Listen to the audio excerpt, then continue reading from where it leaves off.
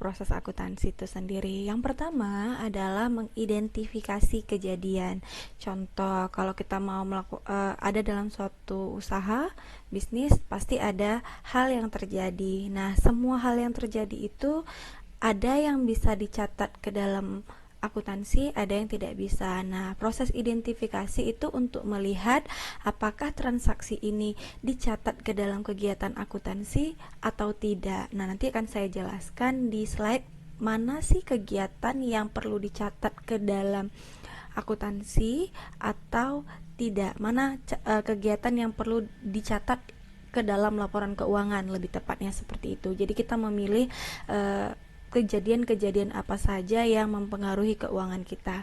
Setelah itu, kemudian kita akan melakukan pencatatan. Nah, pencatatan ini juga melakukan yang namanya klasifikasi. Apakah kejadian ini mempengaruhi kas kita atau mempengaruhi kita untuk jadi berhutang. Nah, nanti itu kita klasifikasikan, kemudian kita buat jurnalnya. Nah, nanti kita melakukan yang namanya perangkuman, buat jurnal, kemudian kita buat buku besar seperti itu ya. Kita proses untuk mencatat kejadian yang terjadi. Lalu bagaimana cara kita untuk memberikan informasi kepada pihak eksternal. Nah, tadi kan ceritanya laporan keuangan ini gunanya untuk pihak eksternal melihat apakah perusahaan kita baik-baik saja, apakah untung kita bagus untuk pengembalian modal mereka, dan apakah kreditor yakin mau meminjamkan uangnya kepada kita. Tentu harus ada media yang kita gunakan untuk meyakinkan mereka. Nah, supaya ada media yang berfungsi sebagai media komunikasi kita, menunjukkan bahwa perusahaan kita itu mampu memenuhi atau membayar bunga atau membayar hutang dan mengembalikan modal dari investor ini. Nah, maka kita harus menyediakan yang namanya laporan keuangan. Dari laporan keuangan ini nanti pihak eksternal akan melakukan analisa atau pengguna akan melakukan analisa dengan laporan keuangan yang kita berikan. Kemudian, siapa aja sih yang membutuhkan accounting data ini gitu ya. Jadi kalau ditanya apakah data accounting ini hanya untuk pihak eksternal? Jawabnya enggak, karena data accounting ini sebenarnya digunakan di pihak internal dan pihak eksternal. Nah, pihak internal tuh ya pihak usaha kita sendiri gitu ya. Nah, kalau kita lihat di sini, di perusahaan itu terdiri dari beberapa bagian gitu ya. Ada bagian finansialnya sendiri, bagian keuangan, bagian marketing, bagian sumber daya manusia, dan manajemen itu sendiri. Lalu kalau di sisi eksternalnya yang menggunakan siapa? Kalau di sisi eksternalnya nanti kita ada investor, kemudian kita juga ada kreditor. Kita bahas dulu yang untuk sisi internalnya. Di sisi internal, bagian finansial atau bagian keuangan. Kenapa sih mereka yang buat ya kan laporan keuangannya, mereka juga butuh mengetahui hasil dari laporan keuangan yang sudah mereka buat. Mereka melihat apakah bisnis mereka itu lancar atau tidak. Kemudian bagaimana keuntungan mereka, berapa besar keuntungan mereka. Besar keuntungan mereka akan bagikan kepada para investor, itu pembagian dividen, atau kepada pemilik saham gitu ya. Jadi berdasarkan keuntungan untuk membagikan atau membayarkan dividen pada pihak yang berhubungan dengan perusahaan kita. Contohnya para pemilik saham gitu ya. Kemudian mereka butuh tahu berapa sih harga pokok penjualan dari barang ini untuk mendapatkan keuntungan yang dibutuhkan oleh perusahaan gitu ya.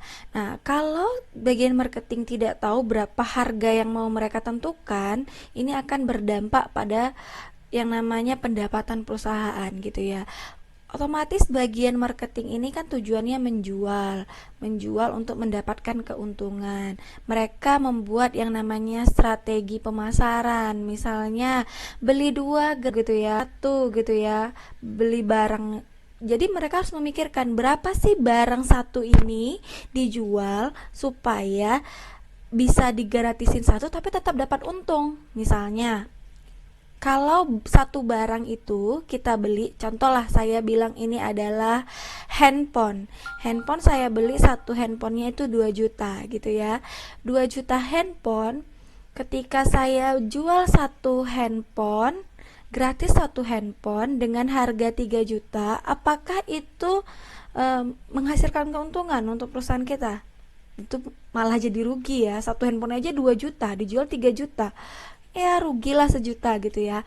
Tapi kalau bagian marketing ini tahu berapa biaya yang dikeluarkan untuk membeli barang ini, informasi keuangannya mereka ketahui, maka mereka bisa membuat perencanaan untuk melakukan yang namanya barang ini, membuat yang namanya trik marketing, misalnya diskon atau potongan harga misalnya. Oke, atau saya buat contohnya, oh satu handphone itu harganya 2 juta, berarti saya mau dapat untung per handphonenya itu berapa ya? Oh, saya mau dapat untungnya 200.000 per handphone, berarti untuk satu handphone itu harus saya jual senilai 2.200.000 gitu. Jadi kalau saya mau buat trik marketingnya adalah beli satu handphone dapat 2 handphone, maka saya buat harganya 2.200.000 kali 2 sama dengan 4.400.000 gitu ya. Jadi beli satu handphone yang harga 4.400.000 dapat handphone yang satunya lagi, jadi beli satu gratis satu jadi 2. Apakah kita rugi? Tidak, tetap untung. Untung berapa? Untung 400.000. Nah, pelanggan merasa senang nggak karena dapat beli satu gratis satu? Pasti dapat senang. Nah, itu namanya trik marketingnya, seperti itu. Manusia gitu ya kan, kenapa sih mereka perlu mengetahui mengenai data keuangan gitu ya. Nah, yang namanya mengelola manusia pasti mereka diajak bergabung ke dalam perusahaan kita, disuruh bekerja, kemudian digakan, nah, gitu ya kan. Nah, suatu saat pegawainya merasa gaji saya terlalu sedikit, saya mau demo nih, saya mau minta naik gaji gitu ya kan. Nah, kita merasa pegawai yang sedang mengajukan penaikan gaji ini selama ini kerjanya memang bagus gitu ya. Kalau dia tidak dinaikkan gajinya, nanti dia keluar, kita akan kehilangan karyawan yang terbaik gitu ya. Maka kita memutuskan melakukan penaikan gaji sesuai yang dia minta. Misalnya awalnya gajinya 3 juta, terus dia bilang saya nggak cocok nih gajinya 3 juta, saya maunya gajinya 5 juta gitu. Karena kita merasa dia itu penting untuk perusahaan kita, pastinya kita akan berpikir untuk oke lah, nanti saya pertimbangkan untuk melakukan penaikan gaji kamu. Nah, kalau si bagian sumber daya manusia ini nggak tahu informasi keuangan yang ada dalam perusahaan, mungkin dia lakukan, oke, kamu nanti naik gaji 5 juta. Tapi kan tidak semudah itu. Dia harus melihat keuntungan perusahaan lagi bagaimana, kondisi perusahaan bagaimana, mampu nggak perusahaan untuk naikkan gaji. Atau jangan-jangan perusahaan lagi mengalami penurunan. Bukan malah menaikkan gaji, dia harus mengurangi yang namanya pegawainya. Dia harus mengurangi pekerjanya. Nah, jadi bagian sumber daya manusia juga harus mendapatkan informasi itu. Oke ya. Lalu bagian divisi manajemen perusahaannya. Nah, di bagian manajemen juga sama. Manajemen itu kan berusaha untuk mengelola perusahaan, buat perusahaan ini terkontrol gitu ya, baik itu produksinya, pemasarannya dan sebagainya. Pokoknya kegiatan perusahaannya itu berjalan dengan lancar. Kita ambil saja di bagian manajemen produksi gitu ya. Di bagian manajemen produksi selama ini kalau bagian produksi itu maunya produksi barang banyak aja diproduksi gitu ya. Cuman kalau barang terus-terus diproduksi kan apakah itu baik? Tentu akan menjadi sebuah permasalahan ketika barang yang diproduksi itu nyatanya nggak laku atau barang itu tidak terlalu diminati, sementara barang yang diproduksi standar itu jauh dicari oleh pasar gitu ya. Maka bagian manajer harus juga memikirkan produk mana yang harusnya ditingkatkan produksinya dan produk mana yang di stop produksinya karena dia rasa itu nggak jalan gitu ya. Kemudian bagaimana bagian produksi ini untuk memilih mana produk yang lebih diutamakan dan mana produk yang prioritasnya tidak perlu diproduksi lebih banyak gitu. Nah, kalau dari sisi eksternalnya gitu ya, ada investor, kemudian ada kreditor. Ya, investor tuh pasti lihatnya, kalau dilihat dari ininya nih, lihat apa namanya, keuntungan perusahaan kita. Kira-kira perusahaan kita nih mampu nggak ya kasih dividen yang besar, keuntungan yang besar kalau kita nanam saham gitu ya. Saya ada 2 perusahaan nih. Nah, 2 perusahaan ini akan menjadi pertimbangan bagi investor. Aku lebih untung ambil yang ini nih, lebih berat kemarin nih untuk pengembalian dividennya pasti lebih besar gitu. Itu investor dia pasti lihat dari laporan laba rugi kita. Lalu kreditor gimana? Ini ya dilihat dari laporan balance-nya, kasnya tuh lumayan lah lancar, aset tetapnya banyak, kemudian tapi dilihat hutangnya banyak, dilihat lagi keuntungannya sedikit, pendapatan per bulannya itu tidak menutupi biaya mereka untuk membayar di perusahaan kita, dan akhirnya debt collector ini beranggapan perusahaan kita nih nggak mampu untuk bayar. Tapi kok dia lihat aset kita banyak, kemudian hutang kita sedikit, pendapatan kita banyak, dia yakin untuk mendanai perusahaan. Kira-kira seperti itu. Pelaporan keuangan. Nah, ada standar berperilaku menilai tindakan membuat laporan keuangan ini, atau itu benar, salah, itu jujur atau enggak, itu adil atau tidak. Nah, harus ada etika dalam yang namanya membuat pelaporan keuangan, karena pelaporan keuangan yang efektif tergantung terhadap etika yang sehat atau etika yang benar gitu ya. Masuk ke dalam yang namanya prinsip pengukuran. Nah, di dalam akuntansi ini ada 2 prinsip pengukuran. Yang pertama historical cost prinsip dan fair value prinsip. Nah, kalau yang untuk historical prinsip atau prinsip biaya itu menentukan bahwa perusahaan mencatat aset sesuai biayanya. Maksudnya gimana?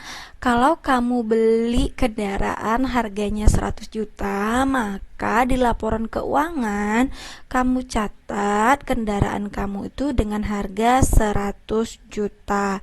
Kemudian kalau misalnya kamu kira-kira memperoleh aset ini dengan harga berapa, itu kamu catat asetnya, harganya sesuai dengan biaya kamu mendapatkan aset tersebut. Lalu kalau yang fair value prinsip adalah prinsip nilai wajar yang menyatakan bahwa aset dan hutang harus dilaporkan pada nilai yang wajar, harga yang diterima untuk menjual aset atau menyesuaikan kewajiban kita, liabilitas. Oke, contohnya gimana? Kamu misalnya membeli peralatan proyektor gitu ya, harganya 10 juta. Proyektor ini sudah akan digunakan selama 2 tahun. Ya kan? Jadi harga proyektornya kan 10 juta. Asumsi kamu ketika nanti sudah 2 tahun, proyektor ini hanya laku dijual 2 juta gitu ya. Berarti di akhir tahun nilai proyektor itu sudah tidak sama dengan nilai di awal kamu membeli. Maka nanti kamu harus melakukan yang namanya penyesuaian untuk menyesuaikan berapa sih sebenarnya nilai aset ini setelah kamu gunakan selama 1 tahun gitu ya. Karena dia mau mencari nilai wajarnya.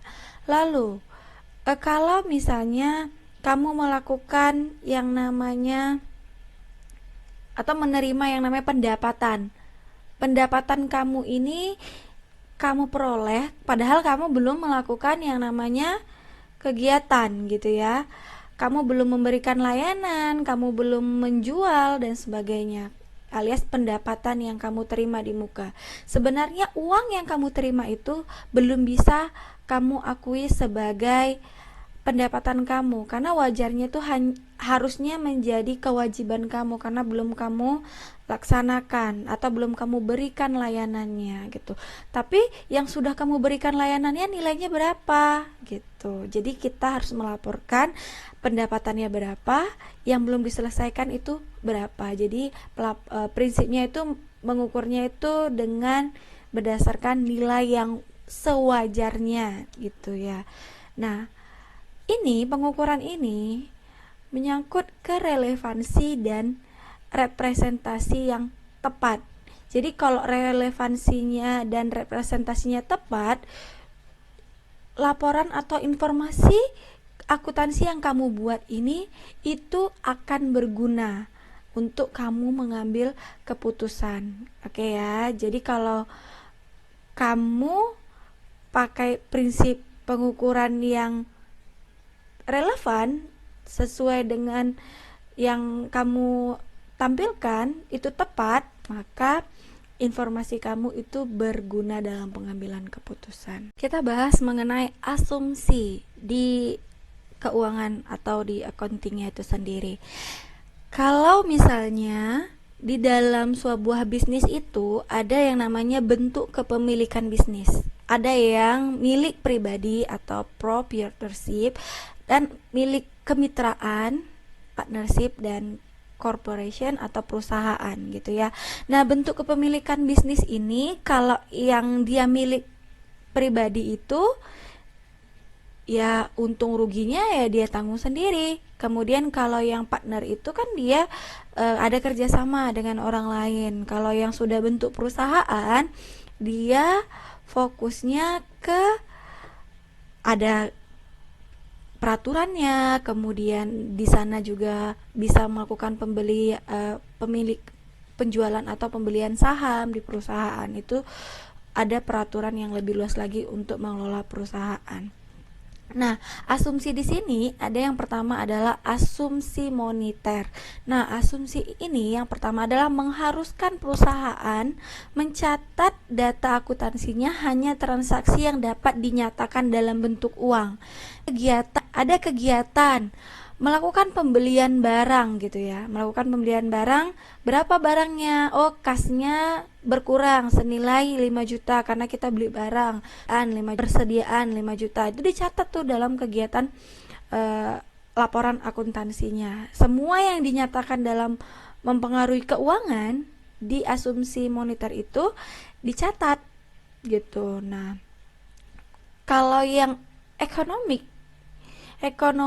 entitas ekonomi ini tidak hanya mencatat aktivitas yang berhubungan dengan kegiatan keuangan saja gitu ya. Misalnya kamu punya kegiatan bisnis itu dalam bentuk kepemilikan bisnisnya adalah partner gitu ya, kemitraan gitu. Kamu dan teman kamu nih sama-sama punya modal di dalam bisnis itu. Nah, teman kamu nambah modal gitu ya. Berarti modal itu kan modal yang dimiliki oleh pemilik yang mana? Kamu atau teman kamu, misalnya Tony dan Anto. Nah, Anto yang menginvestasikan, maka nanti buat ke dalam pencatatan bahwa itu adalah investasi Anto. Walaupun si Anto ini kegiatan aktivitasnya ini bukan, Anto kan nggak bisa dicatat dalam bentuk uang ya, tapi tetap harus dicatat karena kita mau lihat secara terpisah apakah aktivitas ini dilakukan oleh pemiliknya atau dilakukan oleh pemilik yang satu lagi gitu. Lalu kegiatan melakukan pengambilan uang gitu.